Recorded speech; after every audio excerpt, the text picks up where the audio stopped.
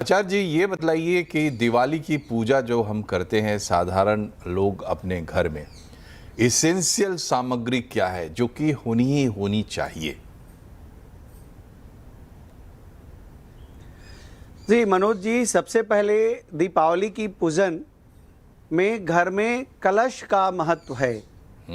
माँ लक्ष्मी जी और गणेश जी की मूर्ति होनी चाहिए, कलश होना चाहिए, अक्षत जिसे हम चावल कहते हैं, रोली होना चाहिए, सिंदूर होना चाहिए, मौली होना चाहिए, इसके बाद दुर्वा दल होना चाहिए।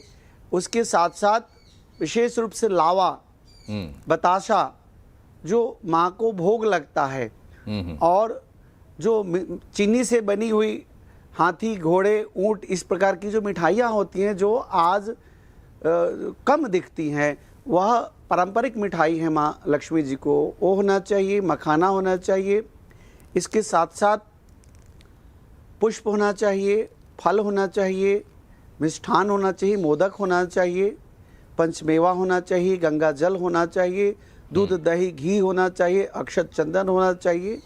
तो यह सामान्य सा पूजा लक्ष्मी पूजा में जिस प्रकार से सत्यनारायण भवन का कथा हो, उसी प्रकार से सामान्य रूप से सामान्य सामग्री सामग्री होती है। लेकिन जी आचार्य जी, ये अगर आप बताइए कि हवन करते हैं जी, चलिए हमने ये सामग्री जुटा ली, हवन सामग्री भी हमने रख ली है, अब पूजा करेंगे, उसके बाद हवन करेंगे।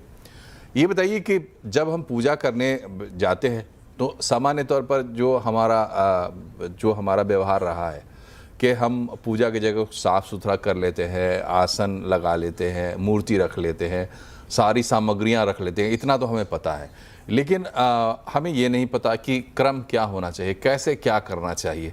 तो थोड़ा संक्षेप में ये बता दें कि साधारण लोग अपने घर में खुद से पूजा करना हो, अगर कोई पुरोहित नहीं है, तो क्या क्रम अपनाना चाहिए, किस तरीके से पूजा करनी चाहिए, क्या सामग्री पहले चढ़ानी चाहिए?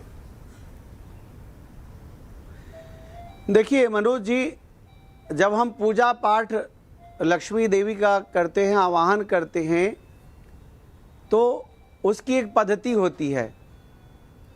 जब तक से मंत्र नहीं होगा तो उसका कोई पूजा का महत्व नहीं है, विशेष मंत्रों का ही महत्व है। तो सामान्य रूप से पूजा पद्धति का पुस्तक है, वह पूजा पद्धति का पुस्तक अपने घर पर रखें। श्री सूक्तम का पुस्तक रख लें। अगर आप सुयोग ब्राह्मण को बुलाएं तो वह सबसे अच्छी बात होती है। अगर ब्राह्मण को नहीं बुला सकते हैं, आपके पास ब्राह्मण नज़दीक में नहीं है, तो आपके पास पूजा पद्धति का एक पुस्तक होना चाहिए। जो सामान्य पूजा पद्धति है उसका पुस्तक होना चाहिए, और उसके अनुसार हम शुरुआत करते हैं। स्वस्ति वाचन से पूजा की शुरुआत करते हैं, शुद्धि से आसन शुद्धि करते हैं, स्वस्ति वाचन करते हैं। इसके बाद साक्षी दीपक जलाते हैं। दीपक जलाते समय नीचे में चावल रखते हैं। दीपक जला करके इसके बाद हम तिलक लेते हैं, और इसके बाद भगवान की प्राण प्रतिष्ठा करते हैं। जो महालक्ष्मी देवी और गणपति जी की मूर्ति है, अंगुष्ठा से स्पर्श करके हम प्राण प्रतिष्ठा करते हैं, और प्राण प्रतिष्ठा करने के बाद फिर हम उनकी पंचोपचार और षोडशोपचार विधि से 5 प्रकार की विधि और 16 प्रकार की विधियों से, जिसमें अक्षत है, रोली है, चंदन है, हल्दी है, केसर है, बताशे हैं, कील हैं, पुष्प हैं, और इस प्रकार से पंचमेवा हैं, माता का भोग है, एक एक करके हम षोडशोपचार 16 प्रकार की विधियों से भगवान को चढ़ाते हैं। और सभी जो सामान्य व्यक्ति जो नहीं कुछ जानते, सिर्फ यह बोलें सामग्री चढ़ाते समय, ओम महालक्ष्मी नमः, श्री गणेशाय नमः, महालक्ष्मी नमः, श्री गणेशाय नमः, वक्रतुंड महाकाय सूर्यकोटि संप्रभा, निर्विघ्न कुरु मे देव, सर्वकार्येषु सर्वदा, विद्यारंभे विवाहे च प्रवेशे निर्गमे तथा संग्रामे संकटे चैव विघ्नस्य न जायते।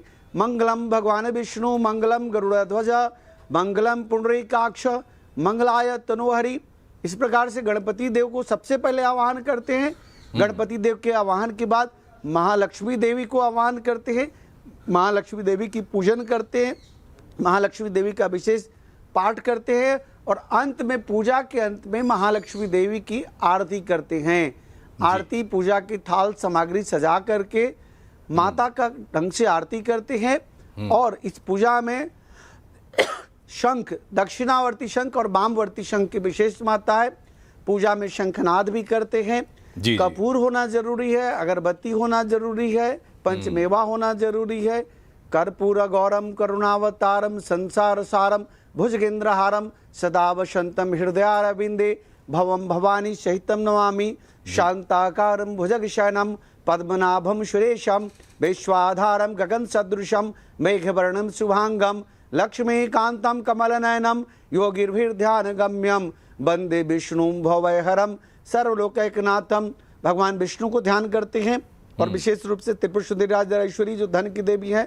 ओम सिंदूरारुण विग्रहाम तिन्नाणाम माणिक्य मौली अस्पुरा तारानायक शेखराम अश्मित मुखिन मापीन बक्षोरुहाम पाणिभ्यामलपूर्णत्तस्कम रक्तोत्पलम विवृतिम सौम्यारत्न घटशरणाम ध्यात परामिगाम अरुणाम करुणाम तरंगिताक्षी धृत पाशांकुश पुष्पण चापाम अणिमादिभिरावृताम मयूखैर अहमित एव विभावे भवानीम ध्यायेत पद्मासनस्ताम विक्षित बदनाम पदम पत्रायताक्षीम हेमां भां पित्वस्त्रां करकलित सिद्धवां वरांगीं सर्वालंकारयुक्तां सततां अभयदां भक्त नम्रां भवानीं श्रीविद्यां शांतिमूर्ति सकल शोरोनुतां सर्वसंप्रदात्रीं सुकुंकुन बिल्पेन मालिकमुखस्तुकां संबंध श्रीदक्षिणां ससर चापाशांकुशां आशेषन मोहिनी मारुणमाल भूषांबरां जपाकुशुंभासुरां जप विधोश्वरं दिकां महात्रिपुर सुंदरी राजेश्वरी को प्रसन्न करने के लिए यह महामंत्र आवश्यक है।